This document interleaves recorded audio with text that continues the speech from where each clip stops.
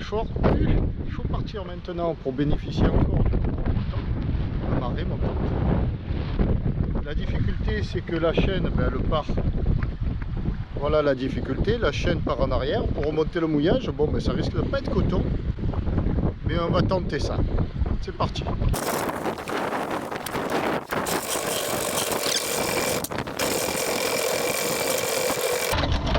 C'est pas mal, eh ben, c'est fait. Beaucoup moins craignos, plus appréhendé.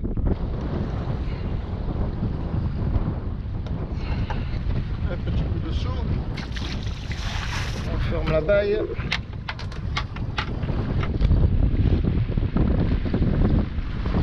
On va chercher les perches. Sitôt le mouillage relevé, enfin les perches, les balises. C'est fou, on sent bien que le courant nous porte par là. Malgré le vent, ça c'est impressionnant. Jamais vu. On va tourner la valise très près. Voilà.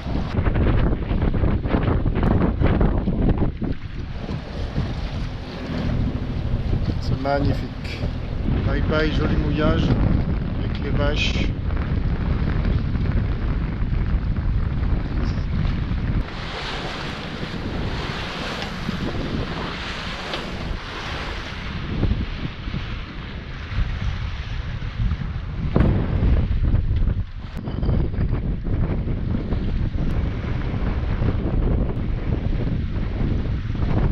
Les aventures du Tabasco sur le Guadiana.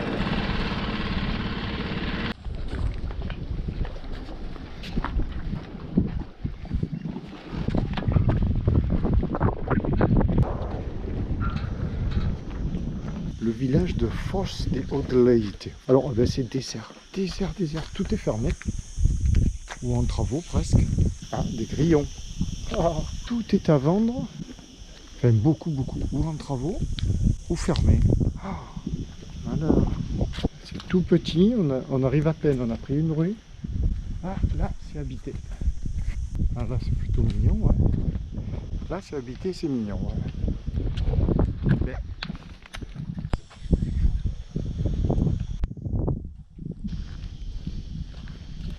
il n'y a absolument aucune navigation sur ce fleuve.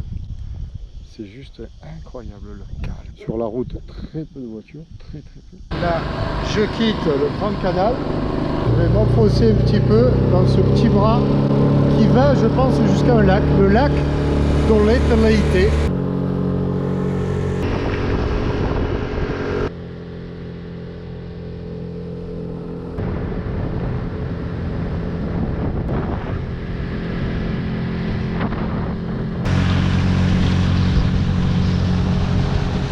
Je suis remonté tout au bout, enfin au bout non parce que le barrage est donc plus haut, mais là il y a un petit barrage et on ne peut pas passer en embarcation, c'est dommage, donc on va redescendre. Là il y a deux maisons, un petit pâté, hop là, il a sauté juste devant. Ah non, elle n'était pas noire, c'était style une dorade, elle était belle. Il faut pas sauter dans le bateau, allez. Alors oui, le petit hameau, enfin petit lot de maisons. Là sur bâbord il y a un autre bras mais qui aboutit nulle part. Et de temps à autre on a un vol d'oiseaux, des chassiers à grande envergure, c'est magnifique. Voilà, l'autre petit bras, mais bon on va pas y aller. On va redescendre au Tabasco. Allez, c'est parti.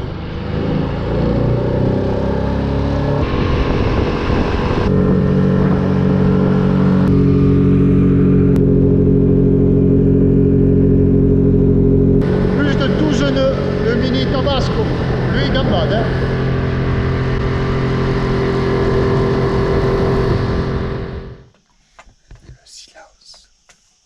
Le silence et le jus. Alors comment mesure-t-on le courant?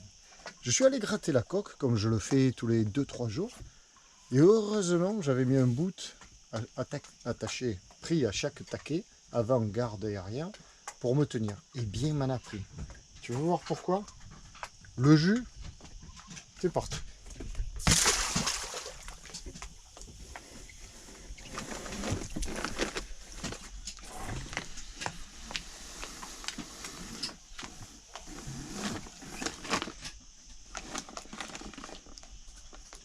C'est un truc de fou. Il y a au moins 4 nœuds de jus. 3 nœuds. Voyons ça.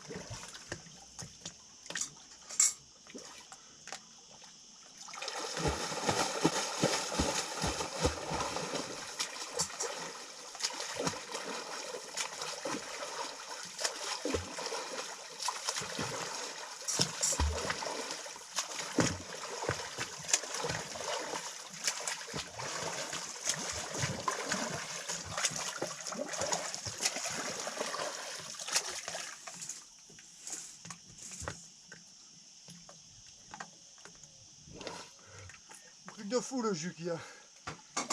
Un truc de fou. Impressionnant, non? Waouh! Attends. Quand on est tracté derrière le bateau qui avance à 4 nœuds, ben c'est pareil. Hein. 2 nœuds, 3 nœuds. Wow. Impressionnant.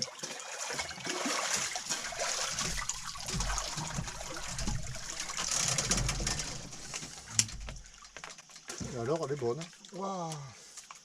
Température de l'eau idéale. Beaucoup moins salée. On le voit au pavillon.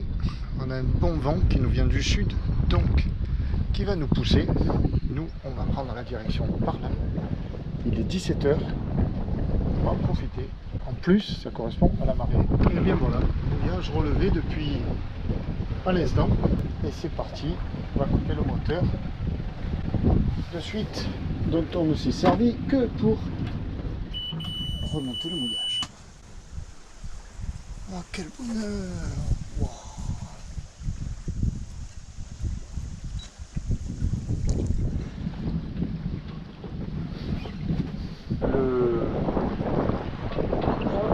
Le vent, non, le courant était encore un peu plus fort que le vent, mais je ne pouvais pas remonter le mouillage.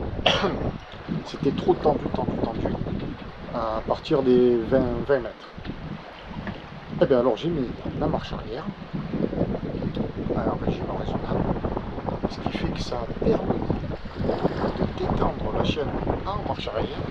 C'est la première fois que je remonte le mouillage avec la marche arrière engagée. C'est un truc de fou. Parce que là, non, c'est le courant qui était plus fort que le vent. Le courant nous poussait sur la chaîne et on ne pouvait pas remonter en étant sur la chaîne. J'ai dû mettre la marche arrière pour étaler la chaîne, mais pas trop, donc trouver le bon régime. Je l'ai laissé trouver tout seul, 4,50 de fond.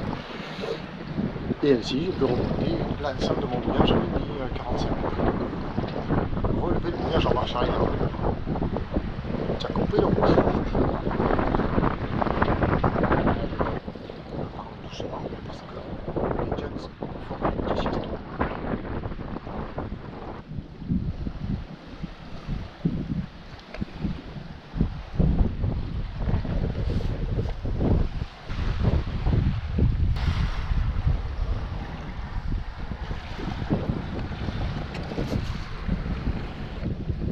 Je continue de défiler. Nous passons à Guerreiros de Rio. Ici, nous avançons à 2 nœuds et des poussières, 2 nœuds 5, 2 nœuds 6. Nous sommes poussés. Il n'y a pas de bruit. Il y a une buvette, c'est la première fois qu'on voit une buvette depuis qu'on est sur le fleuve, c'est-à-dire hier. Oh, mais c'est vraiment très très sauvage. Côté espagnol ici, ben, il n'y a pratiquement pas une seule maison. Il y a des ruines. Alors, on ne parle même pas de village ou de quoi que ce soit. Et là, Guerreiro del Rio, il y a une buvette. Alors on a des lumières somptueuses. Et là, il y a beaucoup de bateaux. Oh là là là là là là là, là c'est le port international del Rio. Bon, la profondeur, il n'y a jamais plus de 10 mètres, quoi, mais c'est très rare. C'est du 5-6 mètres en permanence. Il suffit de bien viser les perches et ça passe. Pour l'instant. C'est même plus sûr qu'à... Comment ça s'appelait? À Marménor. Non, quel malheur. Là, ça passe. Ça glisse, ça glisse. C'est une très très belle balade. On entend les chiens. C'est excellent. Bon, ici, une zone un petit peu portuaire. Il y a pas mal de bateaux ici.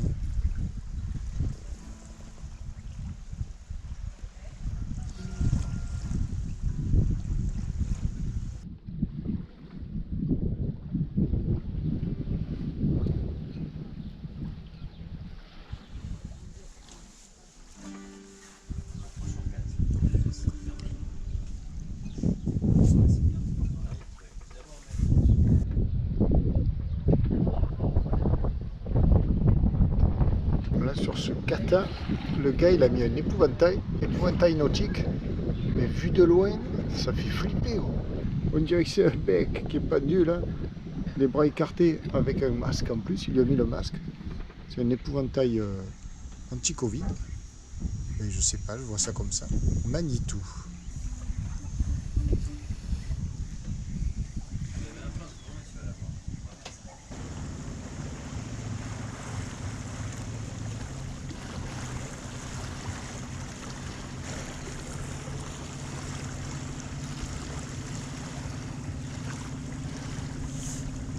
Là, c'est un slalom spécial. Ou un géant. Rouge, vert, rouge, vert. Non, là-bas, vert. Il va falloir fermer le virage. Et tout au fond, là-bas, on aperçoit Al-Koutim. Al-Koutim, l'étape. Bon, on risque fort, où on va s'arrêter.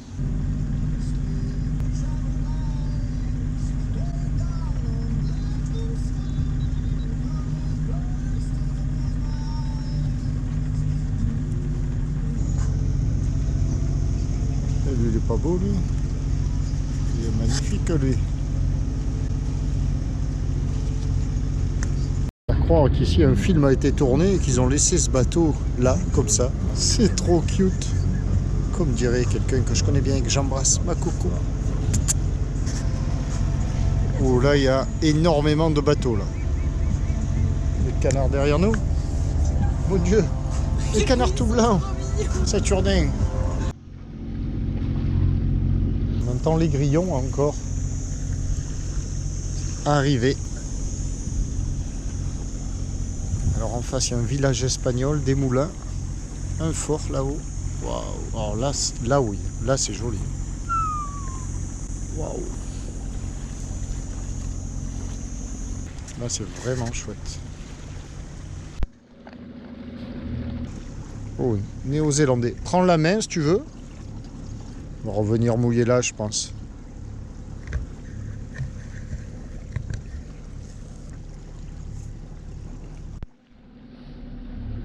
Et voilà le bout du voyage. Al-Koutim, côté portugais. Et en face, j'ai pas checké le nom espagnol de la ville. Tu te souviens du nom espagnol de la ville? Santa Truc. Ok, on verra plus tard. Baisse la vitesse, coupe, s'il te plaît. Merci. Sanlúcar de Guadiana. Merci.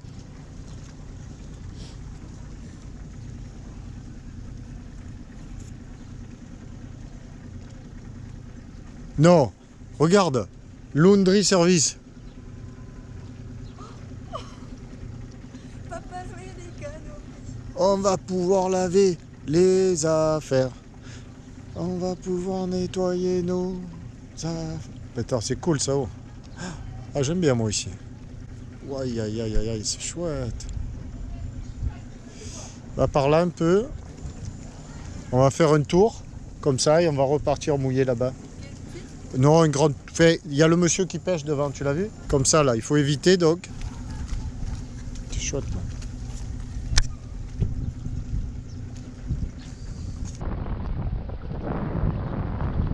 Surveille les fonds, hein, toujours. 3,5. 3,5. On revient dans le droit chemin.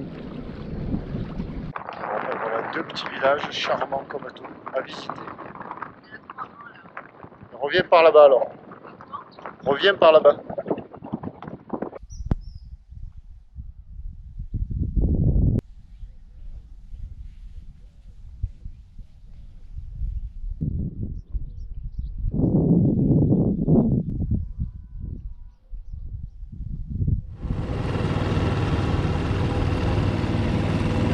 C'est parti à la découverte de ce probable, très probable joli village d'Al-Koutim et Sanlúcar de Guadiana un peu plus tard. Un bateau australien, magnifique, bateau de voyage. Qu'est-ce qu'il est beau alors. Non, néo-zélandais, qu'est-ce que je raconte?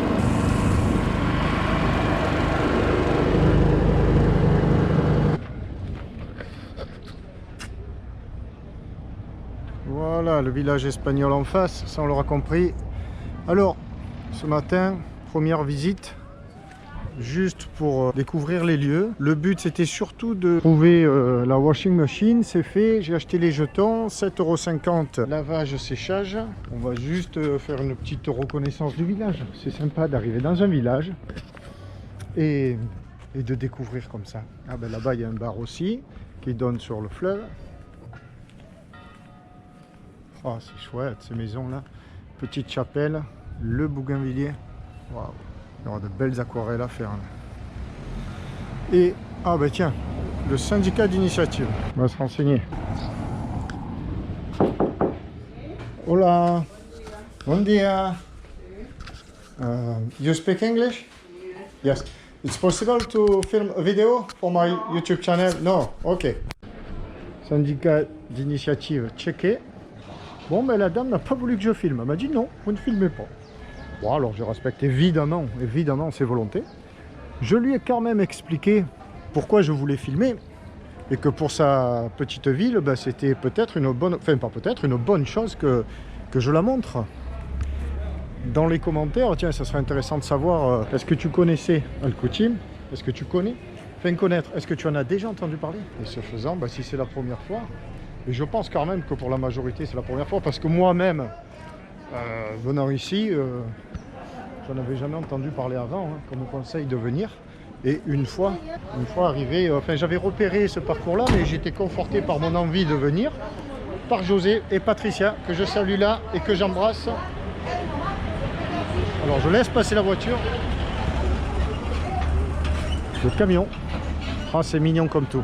Oui, disais-je, José et Patricia du voilier Team Lee, que j'embrasse. Bisous les copains et merci de m'avoir encouragé à venir ici. C'est toujours un peu... ouais, c'est délicat quoi. Il faut monter ce fleuve pendant si longtemps. Et on se pose des... Enfin moi en l'occurrence je me posais pas mal de questions. Est-ce que ça me semblait possible? Mais bon, quand... bah, ils m'ont dit oui, tu peux y aller, fais attention aux perches, passe à l'intérieur, je vais me faire écraser. Hop, hop, hop. Et ben, ça m'a encouragé et j'ai dit allez go Pierrot, go, vas-y. Et me voilà.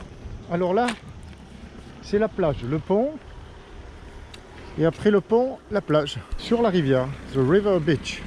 Oh, j'aurais dit des citrons verts, mais il y a une orange. Citron vert et orange, les deux à la fois, est-ce possible? J'ai jamais vu ça. Incroyable. On est à... Oula, lui, il n'est pas là pour rigoler. C'est là le GNR. Il est armé? Ah ouais, il est armé, il a un pistolet, au malheur. Ah, là c'est plein de citrons. Ah ben voilà. Oh là là, sympa là. Avec de magnifiques eucalyptus. Ah ben je vais venir avec le tender là. Oh cool. Je me languis de me rebaigner parce que... Et là il n'y a pas d'air. Et crois-moi, ça cogne.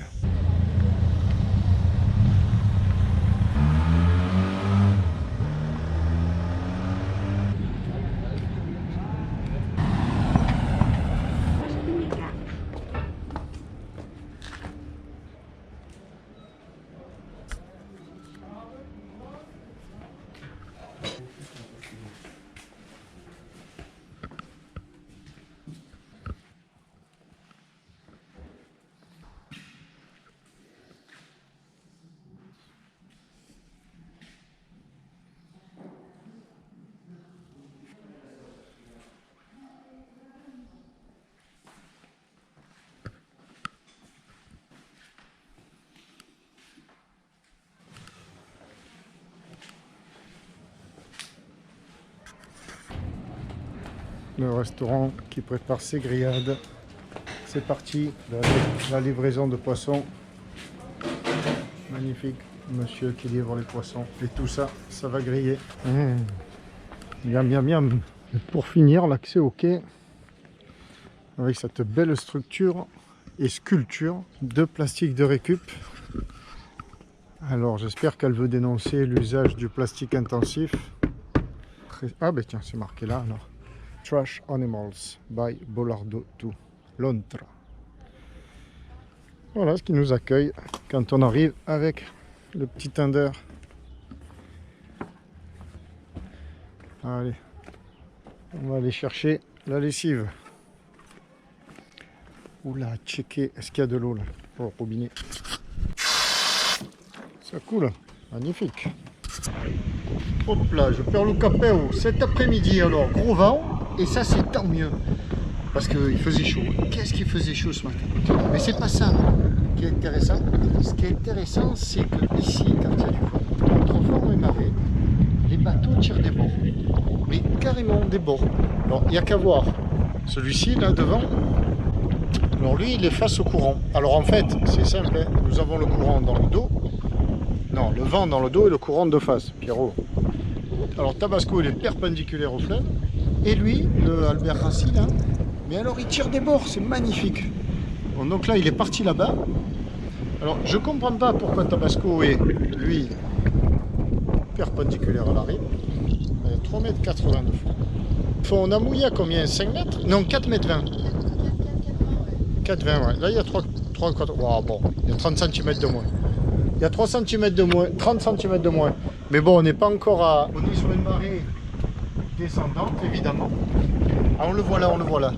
Le Albert Rassi qui revient. Alors là, il est pas bord à mur. C'est fabuleux. Tabasco, il vire de bord. Non mais c'est incroyable. Alors probablement lié au fait de l'extrême longueur de chaîne. Moi j'ai mis près de 50 mètres de chaîne. Parce que demain soir, on annonce un vent assez fort. Contrairement à un mouillage classique où il n'y a pas de courant mais que du vent, le bateau est toujours positionné face au vent et ça pose aucun souci.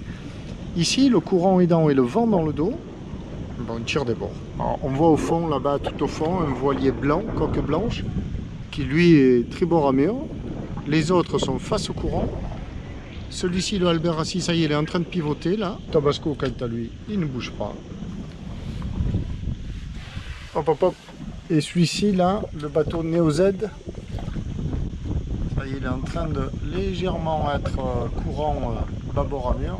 C'est hyper sympa quand même, ici, quand il y a du vent. Hop, le bleu, il est en train de partir aussi. Là-bas, ça y est, le bleu, il part. Tribord à mur. C'est des bateaux qui naviguent tout seuls. Ceux qui sont sur ancre, hein. S'il y en a quelques-uns sur corps mort, là. Donc comme eux, ils sont pris devant derrière, c'est pas le cas.